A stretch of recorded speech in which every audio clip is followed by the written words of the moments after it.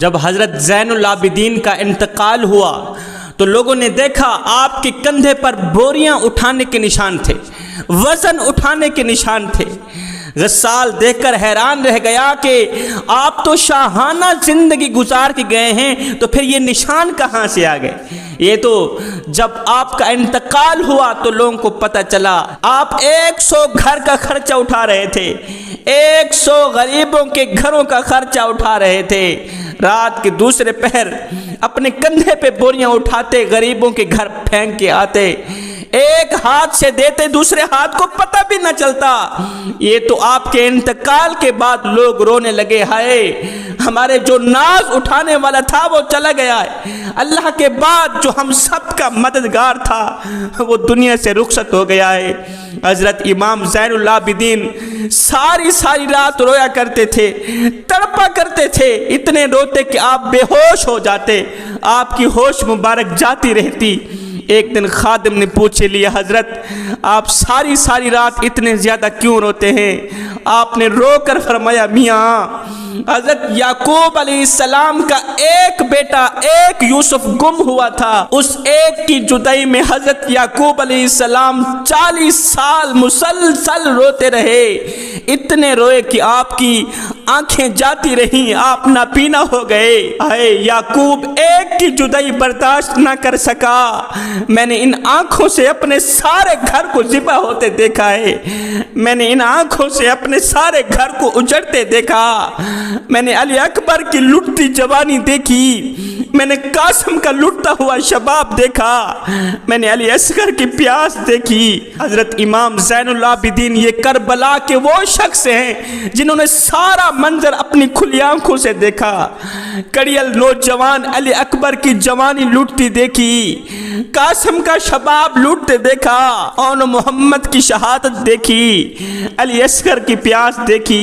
14 سال کی عمر ہے حضرت زین العابدین کی، بیمار ہیں، تاریخ بتاتی ہے جتنے دکھ حضرت زین العابدین کو ملے ہیں کسی کو نہیں ملے، جتنے حضرت زین العابدین تڑپے ہیں اتنا کوئی نہیں تڑپا، اس لیے کہ آپ نے کربلا کا سارا منظر اپنی کھلی آنکھوں سے دیکھا ہے۔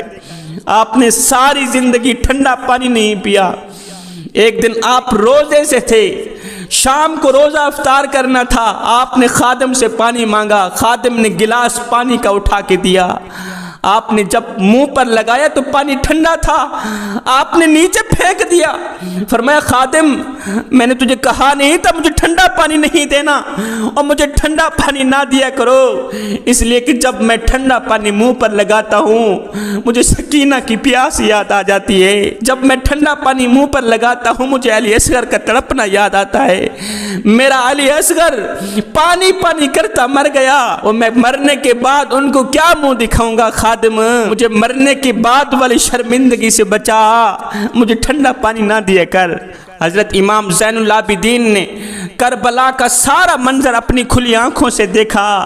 حضرت امام حسین رضی اللہ تعالی عنہ کی شہادت کے بعد حضرت امام زین العابدین نے دمشق کے بازاروں میں، کوفے کی گلیوں میں اپنی قیادت کا قافلہ گزارا۔ جب حضرت زین العابدین یزید کے دربار پر پہنچے تو یزید نے پہلے تو دکھ کا اظہار کیا، پھر کہا جی غلطی ہو گئی ہے، میں نہیں چاہتا تھا کہ ایسا ہو، آپ کی کوئی شرائط ہو تو ہم پورا اترنے پہ تیار ہیں۔ حضرت زین العابدین نے فرمایا میری 4 شرطیں ہیں، پہلی شرط تو یہ ہے کہ میرے باب حسین کا سر مجھے دے دیا جائے، میں کربلا میں جا کر آپ کی تدفین کروں گا۔ میری دوسری شرط یہ ہے کہ آج دمشق کی جامع مسجد میں مجھے خطبہ دینے کی اجازت دی جائے۔ میری تیسری شرط یہ ہے کہ مجھے اور میری بہنوں کو باحفاظت مدینے میں پہنچا دیا جائے۔ چوتھی شرط یہ ہے جنہوں نے میرے بابا کو قتل کیا، قاتلان حسین میرے سپرد کیے جائیں، میں خود ان کو سزا دوں گا۔ یزید نے کہا اوے حسین کو کس نے قتل کیا ہے؟ کسی نے کہا جی فلاں نے قتل کیا ہے، فلاں نے کہا جی خولی نے قتل کیا ہے، خولی نے کہا حسین نے میرا کیا بگاڑا تھا، میں نے تو قتل نہیں کیا، یہ تو شمر نے قتل کیا ہے۔ شمر سے پوچھا گیا، اس نے بھی یہی کہا حسین نے میرا کیا بگاڑا تھا، یہ قتل تو اس نے کیا ہے جس کی حکومت کو خطرہ تھا، جس کے اقتدار کو خطرہ تھا، جس کی کرسی کو خطرہ تھا۔ یہ سن کر یزید کہنے لگا جی ہم یہ تو پتہ نہیں لگا سکتے کہ حسین کو کس نے قتل کیا، پر یہ ہے کہ آج جامع مسجد میں خطبہ دینے کی اجازت دیتے ہیں۔ آج حضرت امام زین العابدین دمشق کی جامع مسجد میں خطبہ دے رہے ہیں۔ آئے خطابت تو ان کے در کی لونڈی تھی، خطابت تو ان کے در کی کنیز تھی۔ جب حضرت امام زین العابدین نے اہل بیت کے فضائل بیان کیے تو سارا مجمع چیخ اٹھا، سارا مجمع رونے لگا۔